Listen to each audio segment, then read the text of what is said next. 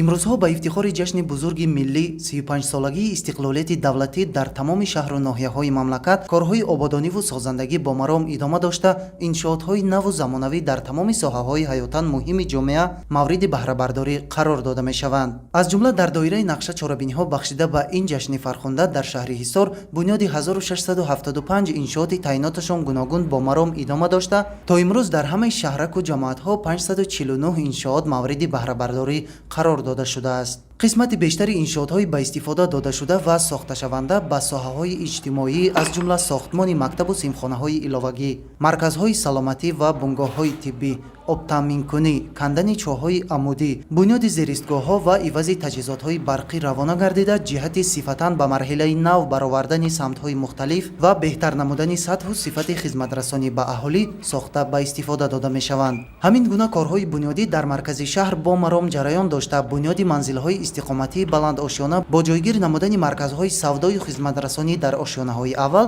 дар назар дошта шуда, айни ҳол дар як қатор иншоотҳо корҳои сохтмонӣ идома доранд. корҳои созандагӣ дар ин биноҳои баландошёна бо ҷалби мутахассисони ватанӣ ва коргарони маҳаллӣ анҷом дода мешаванд.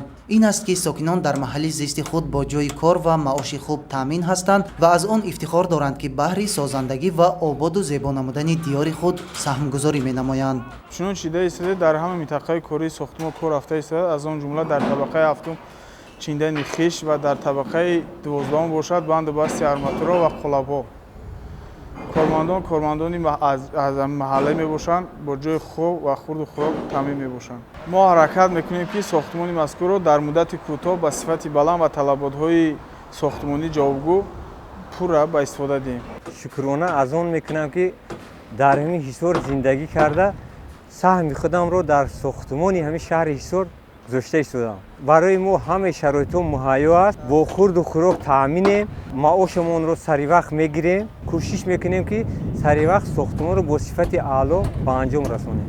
дар ҳамин замина корҳои ободонӣ дар деҳоту маҳаллаҳои дурдасти шаҳр низ вусъати тоза касб намуда, сокинон низ дар бунёду аз навсозӣ ва таъмири роҳу кӯпрукҳо ва дигар иншоотҳои муҳим саҳмгузорӣ менамоянд. сокинони деҳаи навоботи ҷамоати деҳоти ба номи Мирзоризо тасмим гирифтанд то 2.5 километр роҳи маҳаллии деҳаро аз ҳисоби худашон пурра бетонпӯш намоянд. ҳамзамон дар ин деҳа 8 симхонаи иловагӣ дар назди муассисаи таълимии рақами 112 сохта шудааст. қаблан хонандагон то синфи 4 дар ин ҷо таҳсил мекарданд ва баъди ба истифода додани ин бинои иловагӣ акнун метавонанд то синфи 9 дар ҳамин муассиса таҳсилро идома диҳанд. дар баробари корҳои ободонӣ як адад чоҳи амудӣ канда шуда, аз умқи 132 метр оби тозаи нӯшокӣ бароварда шуд ки ҳоло 255 хоҷагӣ аз он истифода мебаранд.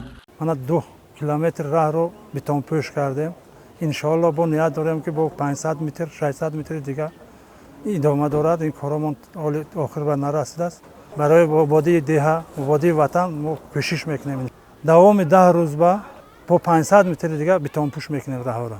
чунин корҳои созандагиву ободонӣ дар дигар минтақаҳои шаҳри Ҳисор низ идома дошта, баҳри сазовор таҷлил намудани ҷашни 35-солагии истиқлолияти давлатӣ ва зебову назаррабо намудани як гӯшаи Тоҷикистони азиз, сокинону соҳибкорон ва дигар шаҳрвандони касбу кори гуногун дар ҳамбастагӣ бо мақомоти маҳаллӣ корҳои бунёдиро вусъат медиҳанд.